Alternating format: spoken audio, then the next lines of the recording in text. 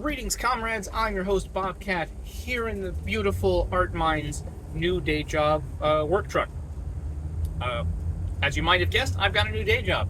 I'm still in the union, and just to give you kind of an idea of, what my experience of being new to a union and the first, couple of years and all of that, kind of what you, not to say what you can expect, but this is my witness. This is my testimony.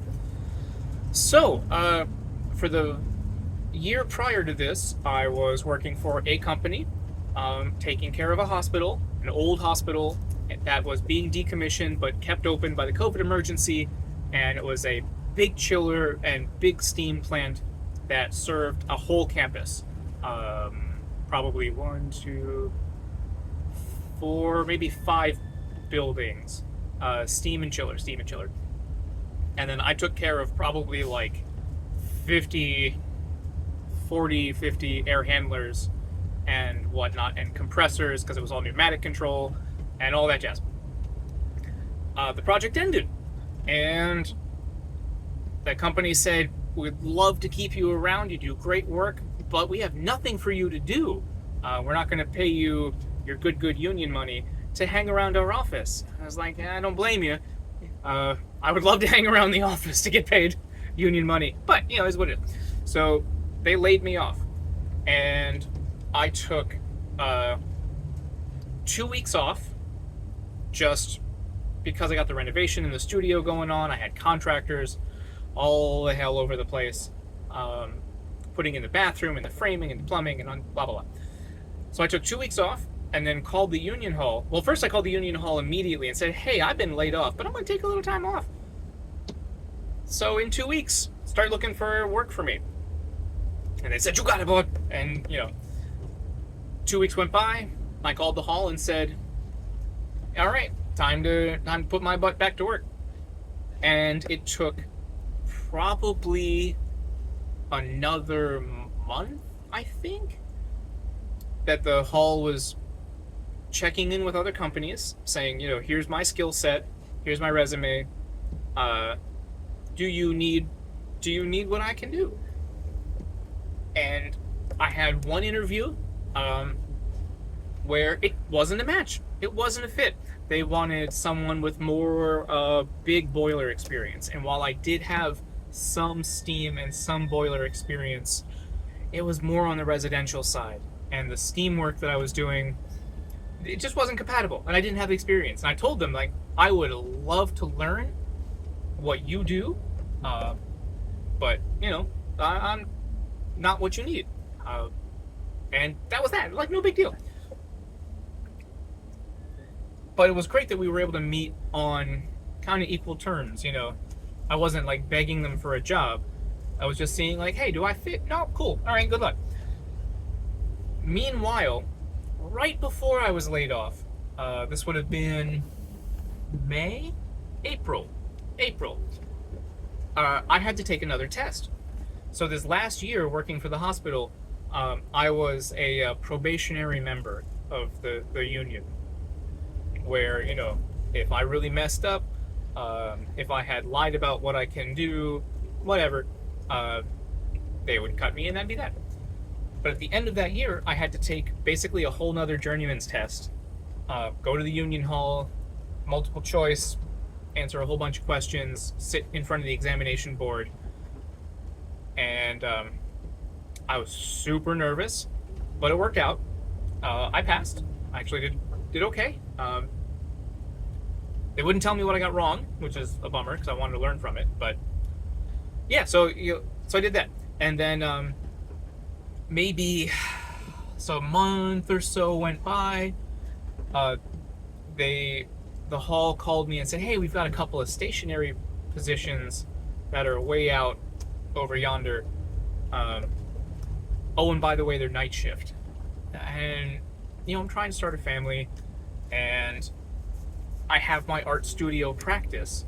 So I was like, maybe it's not ideal for me, but let's keep looking. I mean, if nothing comes up, I'll take it. Don't want to say no to work, but I was like, let me keep looking for me and see what else you got. And then another position opened up with a very, very small service company. It is me, another guy, and the owner. And the owner's out in the field, also as a technician.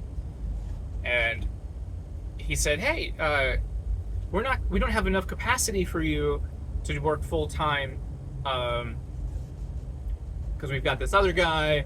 So we're, can you hang out for another month or so?" I was like, "Yeah, sure. It'll be tight, but we'll make it work. I'll wait for you to build up, and then I'll come on board." And then it turns out the other guy was a real shortbag and was stealing and stuff. So they fired him. And then they're like, "Hey, please come. How soon can you start?" And so here we are. And so now I do commercial and residential. And sorry for the wobbles. I'm really driving a piece of shit truck. But I do commercial and residential. So a little bit of what I was doing with the residential company, but most of the time I am on shopping malls, small restaurants, that sort of stuff. And commercial package units are the same, the theory is the same. Some of them are even simpler than residential stuff. They're just bigger. It's just the same stuff. It's just bigger. And conveniently, much of the time, it is also all in one box. So, you've got your outdoor equipment, your condenser, your heat pump. It's in one end of the box, and then you've got your evaporator coil, your blower fan, all of that stuff, controls, all on the other side of the box. And then those boxes have two vents, a supply and return, that go down through the roof. And then there's your HVAC system. Ta-da!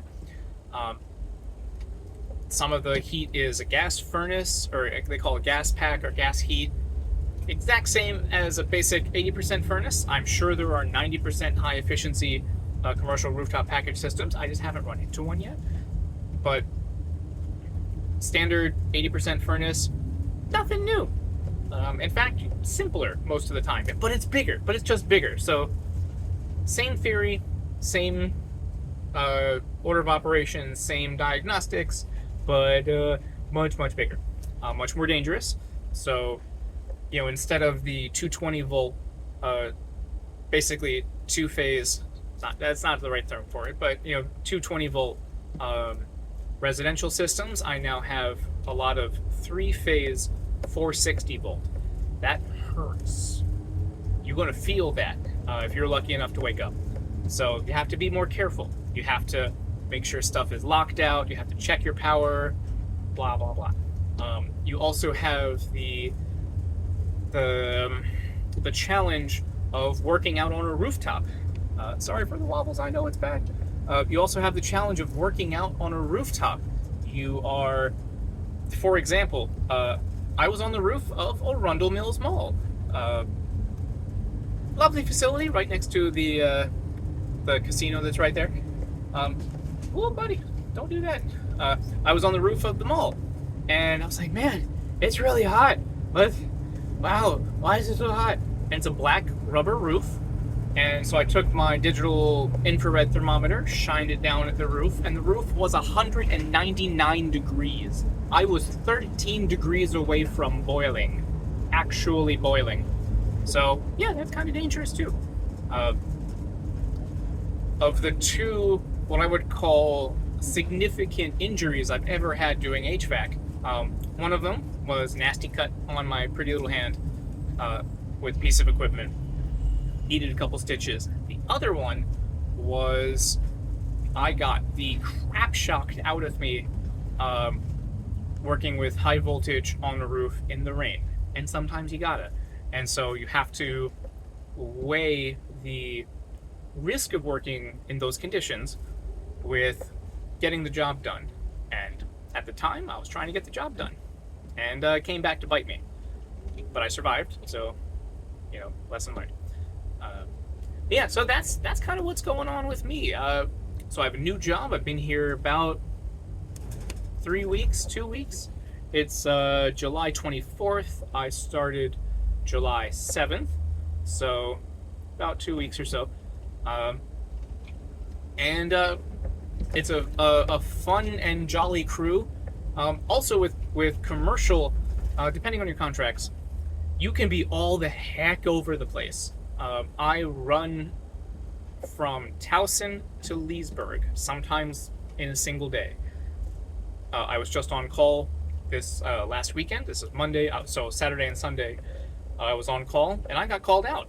And on Saturday, I had to go to Winchester, Virginia, which, from where I live, just outside of DC on the east side, Winchester is practically the West Virginia border. So that was 2 hours and some change each way just to get there and get back, let alone do any actual work. So yeah, so that's sometimes that's the breaks. But yeah, that's the latest and greatest with me. I hope you are safe and well fed wherever you are. I wish you mucho amor. Consider joining a union. Consider organizing your workplace for a union. Remember, the bosses can't do anything without the workers' permission. They can't make their money, they can't make their profits, they can't do anything without our say-so. So it's time we negotiated better on that. So good luck out there, be safe, drink lots of water, find some shade, and yeah, cheers.